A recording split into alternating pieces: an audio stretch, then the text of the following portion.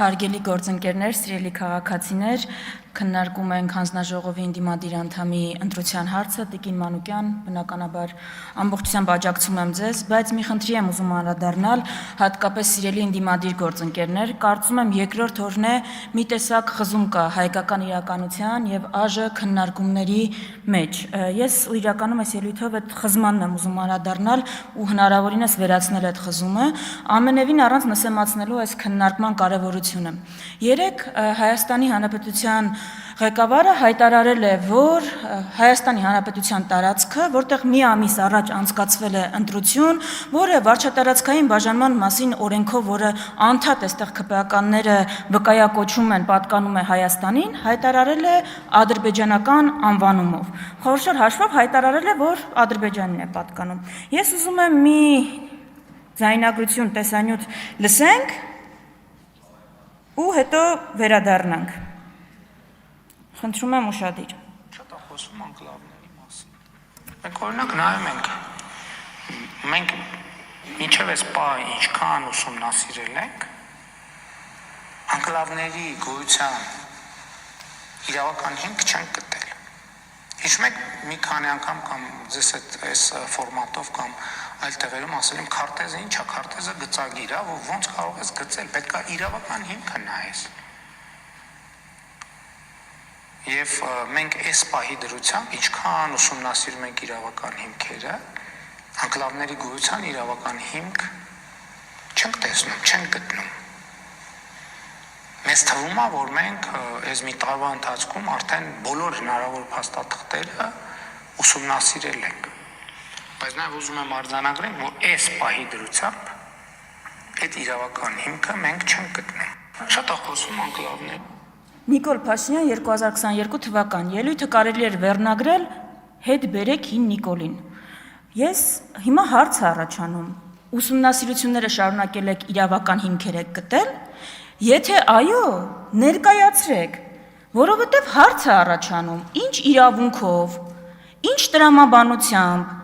դուք կանգնում եք ամենաբարձր պետական ամբիոններից, ամենաբարձր պետական մակարդակով Հայաստանի Հանրապետության տարածքը, հայկական բնակավայրերը անվանում եք ադրբեջանական անուններով։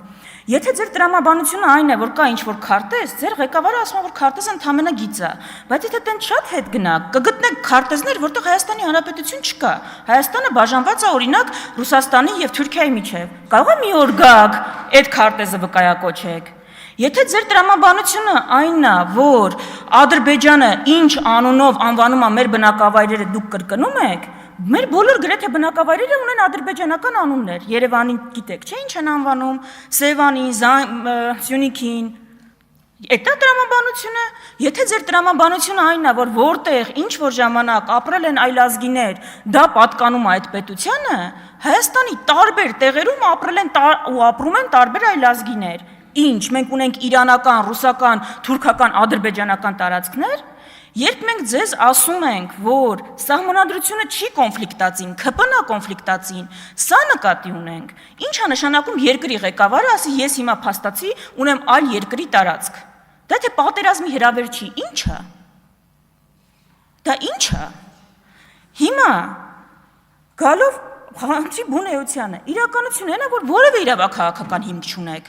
որևէ իրավաքաղաքական հիմք չկա, բայց Ադրբեջանի հերթական պահանջը կա։ Դուք խոստացել եք, որ սահմանագծման եւ սահմանազատման շրջանակներում մենք պիտի մեր օկուպացված տարածքները վերադարձնենք։ Դա խոստանում եք Տավուշի դեպքերից։ Ամեն զիջումից ասում եք, այս տալու ենք, դրա դիմացը բան ստանալու ենք։ Երբ, ինչ ենք ստացել, ոչ մի բան չենք ստացել, ինչ, երբ են ադրբեջանցիները դուրս գալու Հայաստանի Հանրապետության օկուպացված տարածքներից, սահմանագծման և սահմանազատման շրջանակներում առաջինը ու առանց առաջ գնալու այս հարցը պիտի քննարկվի, ուրիշ ինչ ավելի կարևոր ու կենսական հարց կա, բայց այստեղ են գալիս մենք, ես կրկնում եմ, շարունակում եմ կրկնել, որ այստեղ են գալի այս խորհրդարանի ամենակարևոր ու կոնցեպտուալ քննարկմանը։ Երբ մենք ձեզ հարցնում էինք, սֆիքսեք սպառնալիքները, սա նկատի ունեինք, որովհետև փակ սահմանը չի սպառնալիք, դա հետևանքն է, Ադրբեջանի ու Թուրքիայի պետական քաղաքականությունն է։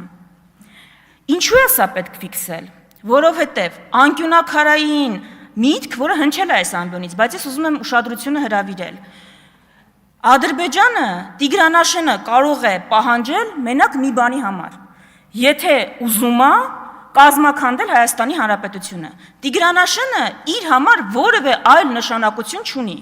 Տիգրանաշենը Ադրբեջանը կարող է պահանջել, եթե ուզում է ամբողջապես շրջափակման մեջ վերցնել ու ակցիանի մեջ պահել ու պարկի մեջ պահել Հայաստանի Հանրապետությունը։ Ձեր ապաշրջափակման օրակարգի անվան տակ Երևանից դուրս եկող երկու միջպետական ճանապարհները հայտնվում են Ադրբեջանի վերահսկողության տակ։ Հայաստանը ամբողջությամբ հայտնվում է պարկի մեջ։ Եթե Ադրբեջանը Հայաստանը կազմաքանդելու նպատակ չունի, Տիգրանաշենը իր համար որևէ նշանակություն չունի։ Իր 86600 եւ այլնի մեջ դա որևէ այլ նշանակություն չունի։ Ու այստեղ է գալի ամբողջ հարցը։ Եթե այն, ում է դուք հայտարարում եք, որ խաղաղությունը հաստատված է, առաջ է տանում հերթով իր նպատակները քեզ ոչնչացնելու, այդ ո՞նց է խաղաղություն հաստատել։ Սա ենք մենք ասում, որ խաղաղություն հաստատեք, պիտի վերացնեք կոնֆլիկտը ծնող պատճառները։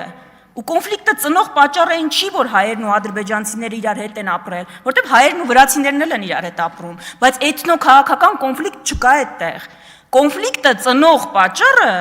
Թուրքիայի, հիմա Ադրբեջանի մասն ենք խոսում, պետական քաղաքականությունն է։ Դրա փոփոխությանը պիտի հասնենք։ Ոչ թե երբ որ այդ փոփոխությանը չես հասել, հերթով քո ամեն զիջում կբերեք ինձ օրինակ, որ ձեր հերթական զիջումը պակասացրել է Ադրբեջանի որևէ պահանջ, ոչ թե ավելացրել է, այլ պակասացրել է։ Եկել ենք, հասել ենք հիմա այնտեղ, որ մի ամիս առաջ, որտեղ որ ընտրություն ենք անցկացրել, քննարկում ենք Հայաստանա, թե չէ։ Ես հիշեցնեմ, որ դուք էլի ձեր վարչությամբ հավաքվել որոշելու իրավունք չունեք, որն է Հայաստան, որը չէ։ Դուք ինչ եք Պարոն Սարգսյան, պարոն Գարիկ Սարգսյան, ձեզ հայտարարվում է նախազգուշացում։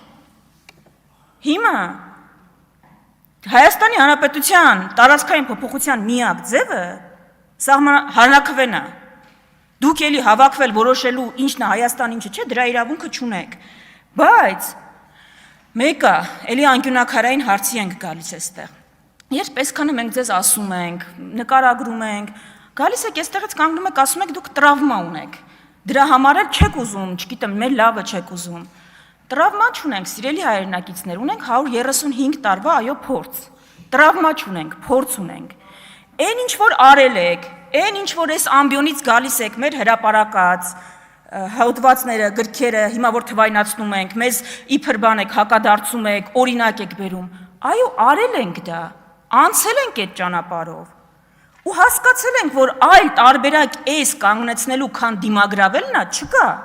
Հասկացել ենք, որ հանձնելը տարբերակ չի։ Մեզ գցում ենք պարկի մեջ, ցեղասպանվում ենք եւ կանգնում ենք գոյութենական վտանգի առաջ։ Հիմա էս ինչն է խանգարում, որ այդ փորձին, եթե դուք տենց սրտացավություն ունեք, այդ բանին չեք հետևում։ Այսինքն անցել ենք այս սրա միջով։ Այս ժողովուրդը անցել է ու չի բերել պահանջների կատարումը իր անվտանգության ապահովման։ Հիմա դուք այդ փորձից ինչի եք անպայման հրաժարվում։ Սա է անկյունակարային հարցը ու խնդիրը, որը կարծում եմ այս խորհրդանական ամբիոնից պիտի քննարկվի։ Ու վերջում եզրափակելու համար իսկապես ինչպես Արցախի վրա վերահսկողության հաստատումը չբերեց Ադրբեջանի պահանջների նվազեցման։ Եթե ձեր թեորիան ճիշտ լիներ, որ խնդիրը Արցախն է, մենք ավարտած կլինեինք այդտեղ։ Արցախի վրա վերահսկողությունը հաստատել է Ադրբեջանը, էթնիկ զտում է իրականացրել, եթե ձեր թեորիան այնա, որ դա էր իր նպատակը, այդտեղ կանգնած եւ ավարտված կլինեինք։ Իրականությունը ցույց է տալիս, որ ձեր թեորիան կեղծ է, սուտ է։ Իրականությունը այն է, որ Արցախի վրա վերահսկողության հաստատումը դուռը բացեց Հայաստանի դեմ պահանջների։